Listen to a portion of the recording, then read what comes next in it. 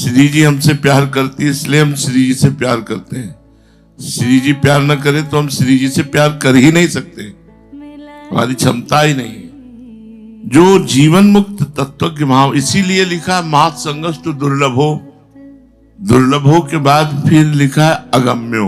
अगम्यो माने निर्वाह करना कठिन। अब उसी निर्वाह करने में अपनेपन का इतना हमारा बढ़ा हुआ स्वरूप होना चाहिए कि उनकी हर चेष्टा हमें आनंद देनी चाहिए। चेष्टा में दोष दर्शन या दुख नहीं होना चाहिए।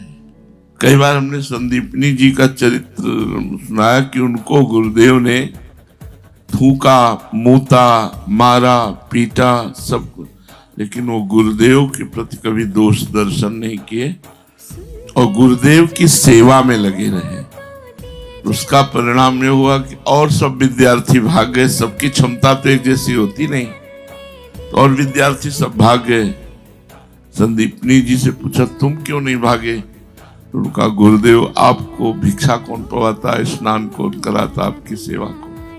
तो क्या तुम्हारे ऊपर हमने विरुद्ध बर्ताव किया? तो उनका गुरुदेव ये तो सब आपका है, ये जीवन आपका है, विरुद्ध बर्ताव क्या किसे कहते हैं? आप जो करें जैसे करें ये सब आप। तो उनका बेटा मैं तो अपने भजन के प्रभाव से परम धाम जा रहा हूं, लेकिन परम धाम वैकुंठाधिपति सर्वलोकाधिपति भगवान स्वयं तुम्हारे शिष्य बनेंगे आके। तो वही संदीपनी जी गुरु बने और भगवान द्वारिकाधीश उनके शिष्य बने। ऊंचे दर्जे के जो तत्वज्ञ जीवन मुक्त महापुरुष होते हैं वे अभिन्न भाव से, अखंड भाव से भगवान में स्थित होकर सबको अभिन्न देखते रहते हैं, सबको अपना। उनके जीवन से, उनके दर्शन से, उनके चिंतन से, उनके शरीर से स्पर्श की हुई वायु भी जीव का परम कल्याण कर देती है। जिनसे स्पर्श हो गया, जिनका दर्शन हो गया, जिनको संभाषण करने को हो गया, उस जीव का कल्याण हो जाएगा जो ऐसे महापुरुषों से। बस दोष दृष्टि नहीं होनी चाहिए। जब हम भगवत मार्ग में चलते हैं और जहां जुड़ते हैं तो उस कनेक्शन को काटने के लिए माया आदमी लगाती है।